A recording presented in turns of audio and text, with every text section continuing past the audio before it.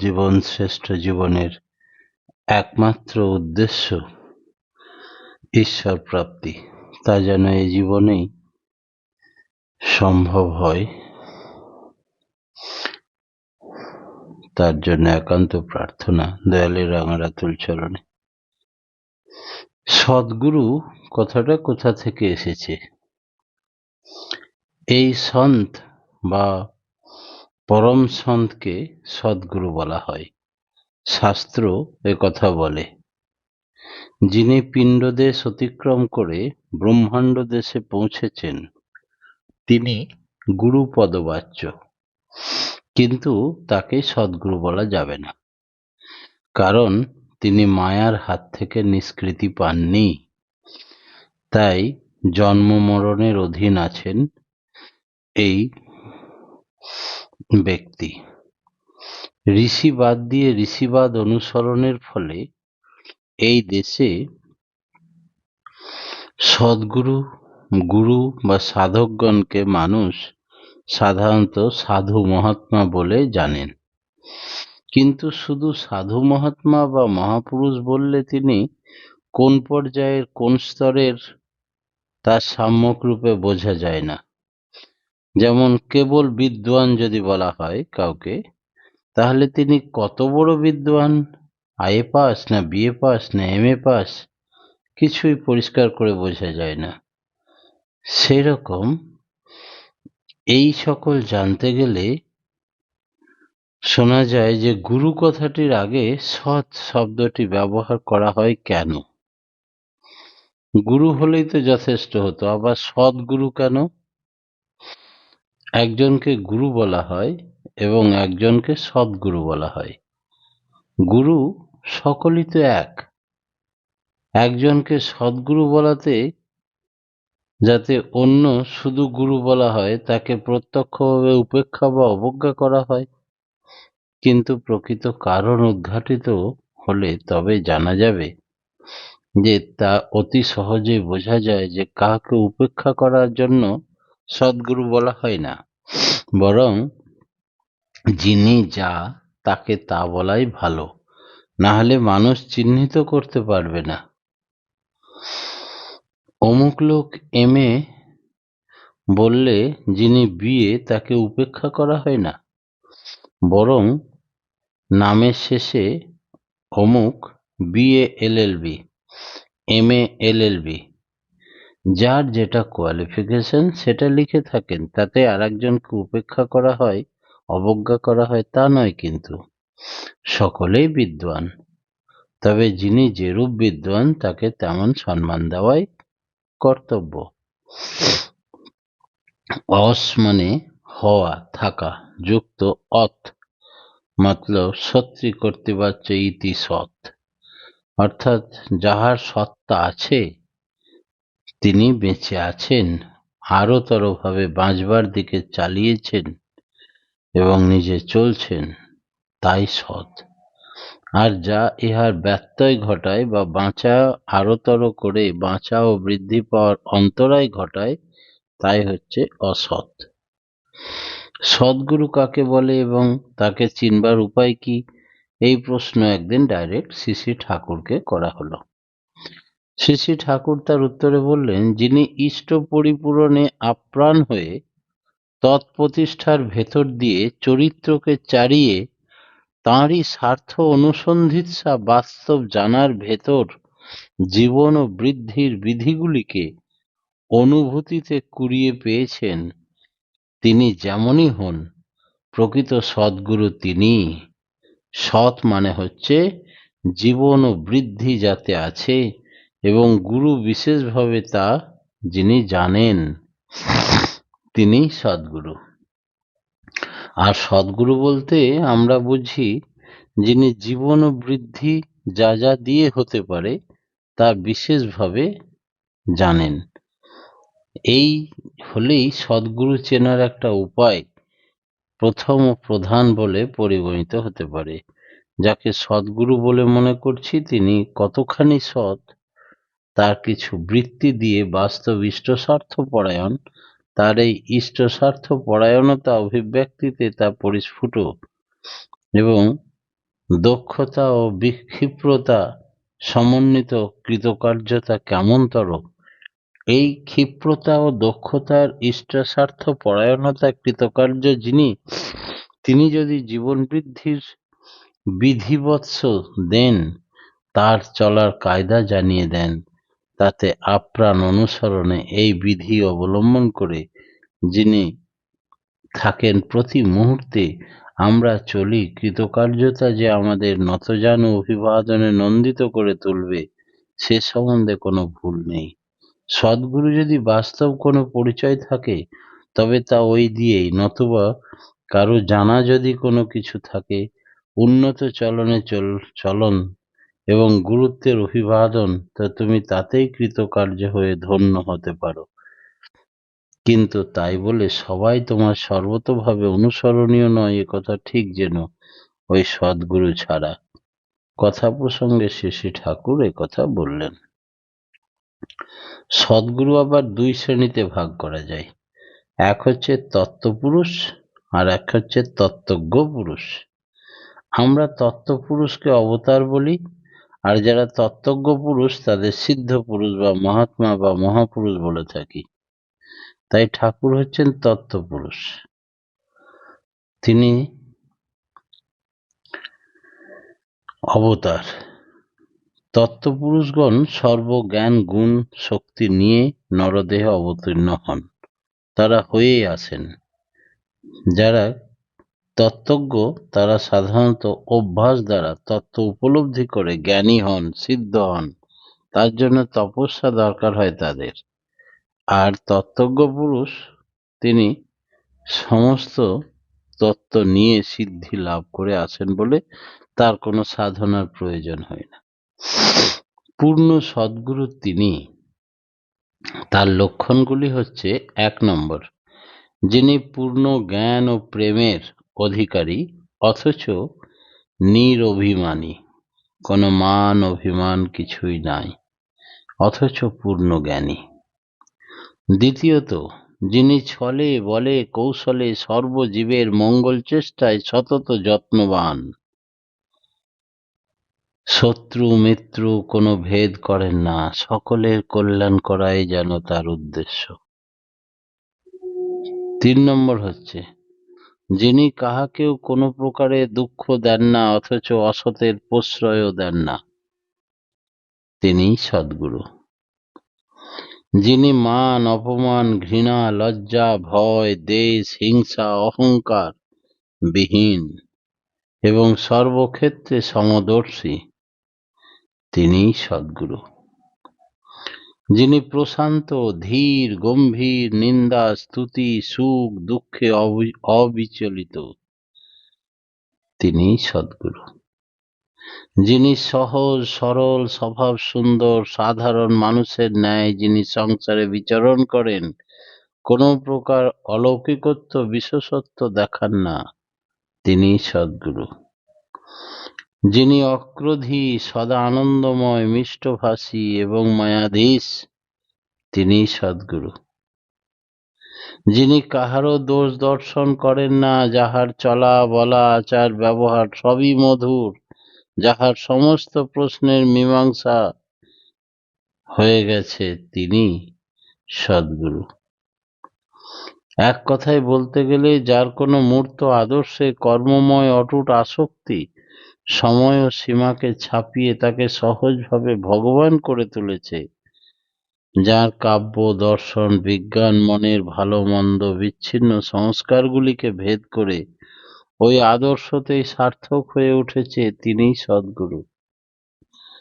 যেমন স্বামী বিবেকানন্দ শ্রী রামকৃষ্ণের মধ্য দিয়ে, মহাত্মা কবির গুরু রামানন্দের মধ্য দিয়ে এবং অর্জুন শ্রীকৃষ্ণের মধ্য দিয়ে সার্থক করে তুলেছেন নিজের জীবনকে।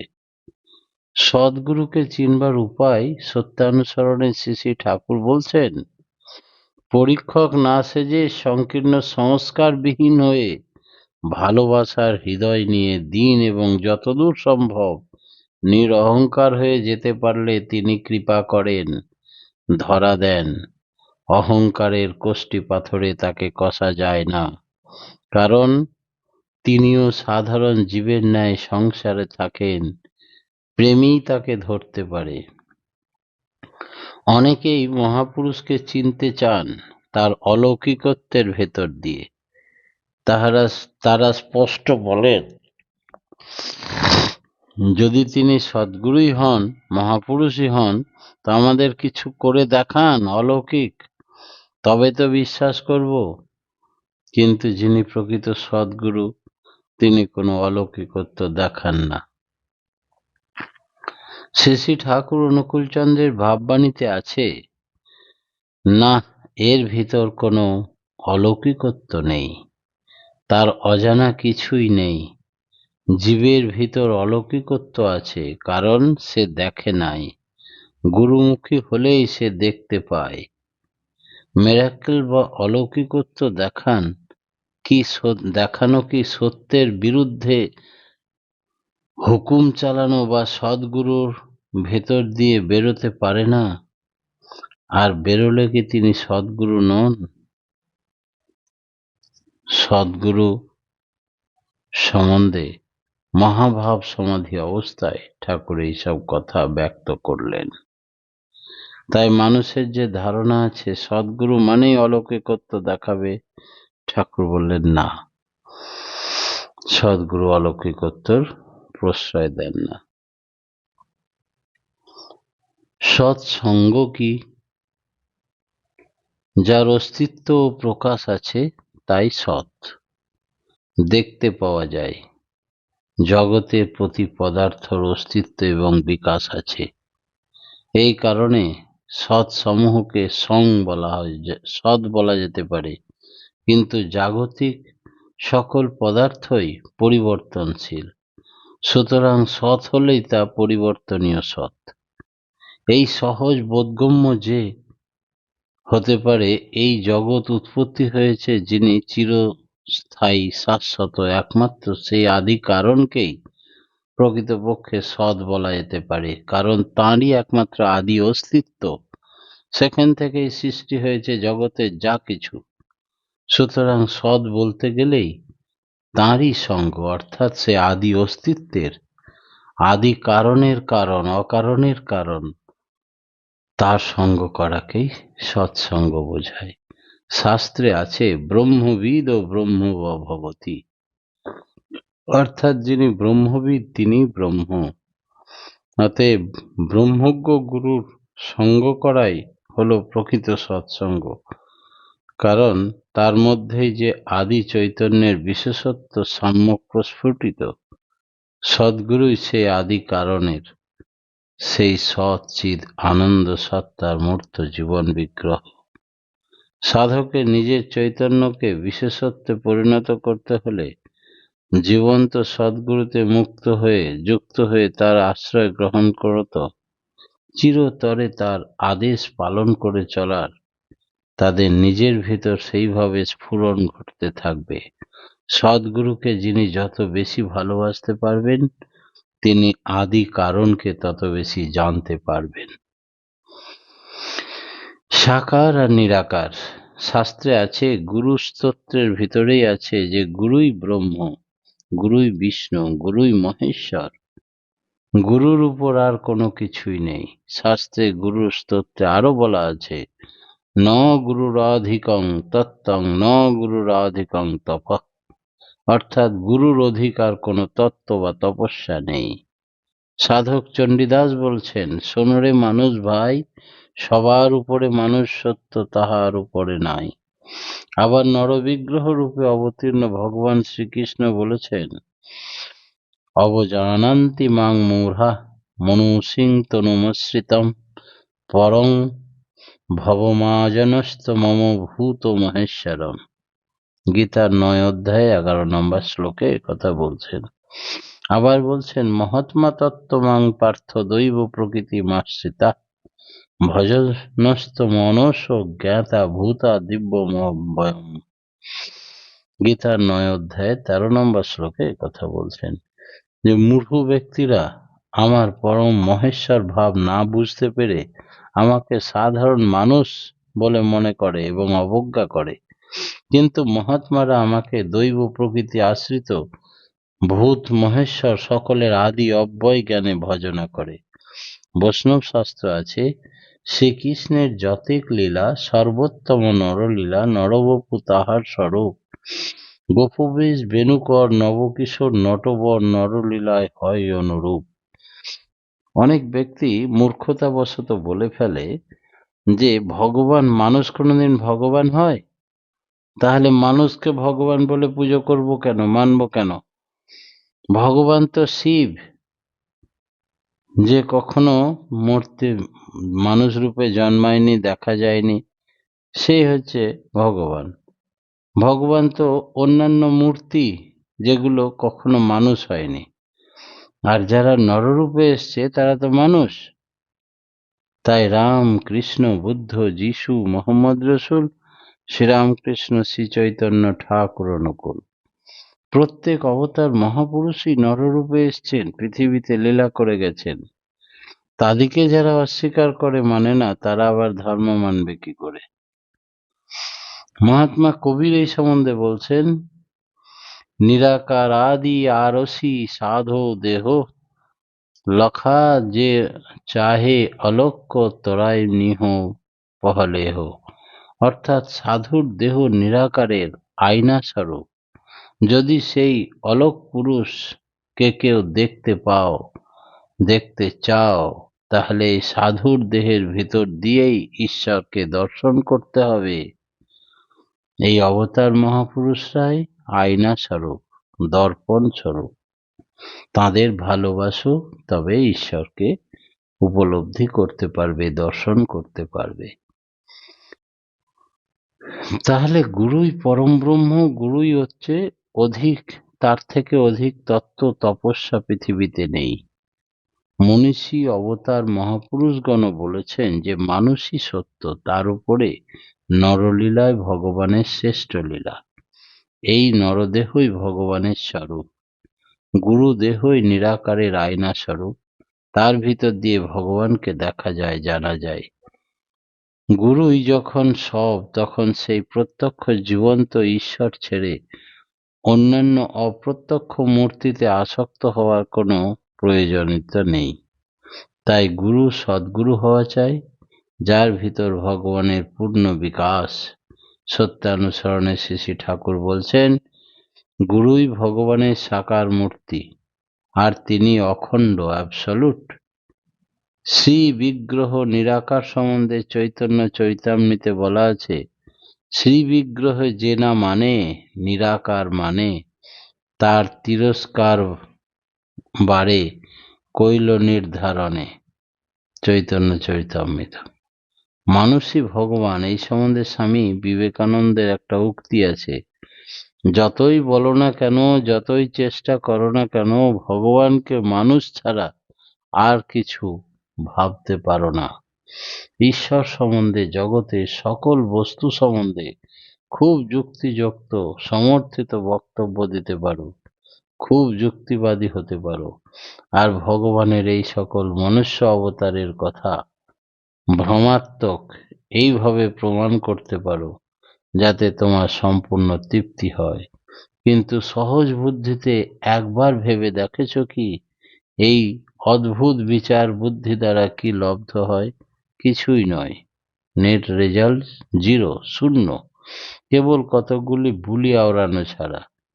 এখন থেকে যদি কোনো লোক এইভাবে অবতার পূজার বিরুদ্ধে মহাযুক্তিতর্কর বক্তৃতা দেয়, তবে তার হাত ধরে জিজ্ঞাসা করো, ভাই, তোমার ঈশ্বর ধারণা কিছু আছে? সর্বশক্তিমত্তা, সর্বব্যাপিতা, সর্বদ্বিজ শব্দে যিনি সব সময় বুঝিয়েছেন ঈশ্বরকে, ঈশ্বরের বিগ্রহ মূর্তি যিনি অবতার বারবার ধরাতে এসছেন, তাকে ছাড়া কি ঈশ্বর বোঝা যায়? এই সকল পথের তাদের কোনো অভিজ্ঞতাই নেই এবং বিভিন্ন অর্থস্বরূপে এমন কোনো ব্যক্ত করতে পারেন না যা তার মানবীয় প্রকৃতির কোনো সম্পর্ক নাই। এই বিষয়ে রাস্তার যে লোকটি একখানা পুঁথি পড়ে নাই, তার দিকেও বিন্দুমাত্র প্রভেদ নেই, তবে সেই লোকটা শান্ত প্রকৃতি, জগতের শান্তি ভঙ্গ করে না। আর এই লম্বা চওড়া বাক্যধারী অযৌক্তিককে যুক্তি মনে করে, তারা সমাজের ক্ষতিকারক। বিকৃত মস্তিষ্কবিহীন স্বামী বিবেকানন্দ একথা বলছেন। পাশ্চাত্য মনীষী বার্নার্ড শ এই সম্বন্ধে বলছেন, beware the man whose god is in six skies, অর্থাৎ ভগবান আকাশে, তার সম্বন্ধে সতর্ক হও, সাবধান হও। যে সমস্ত মানুষরা নিরাকার ভগবান বলে, আকাশে ভগবান থাকে, তার কোনো আকার নেই, তাদের কাছ থেকে সাবধানে থেকো। এই সাকার অর্থাৎ প্রত্যক্ষ ভগবানকে বাদ দিয়ে নিরাকার অর্থাৎ অপ্রত্যক্ষ ভগবানকে যারা উপাসনা করে, যে কেবলমাত্র ক্লেশ, দুঃখ, নিরম্বর মাত্র, এই সম্বন্ধে গীতাতেও বলা আছে। ভগবান শ্রীকৃষ্ণ 12 নম্বর শ্লোকে বলছেন, অব্যক্তে নিরাকারে অব্যক্ত চিত্তে দেহাভিমানী পুরুষ বহুতর ক্লেশ বা দুঃখ ভোগ করে। যারা অব্যক্ত নিরাকার ভগবানে আসক্ত চিত্ত, যাদের নিজেদের দেহ আছে অথচ ভগবানের দেহ থাকবে না বলে মনে করে, তাদের ক্লেশ বা দুঃখ জর্জরিত হয় তারা।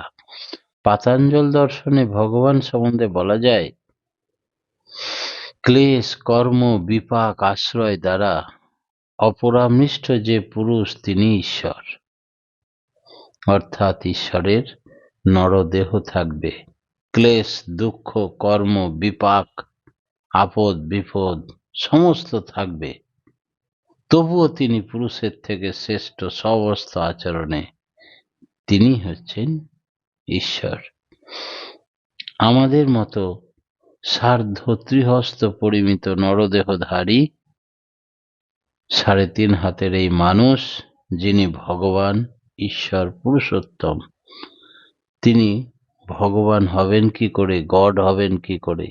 মানুষ কি কখনো ভগবান হতে পারে? এই প্রশ্ন করা হয়েছিল শ্রী শ্রী ঠাকুরকে।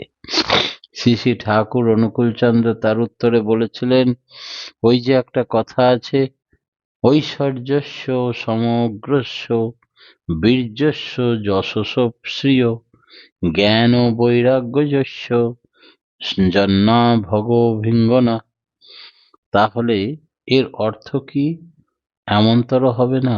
ঐশ্বর্য সামঞ্জস্য মানে হচ্ছে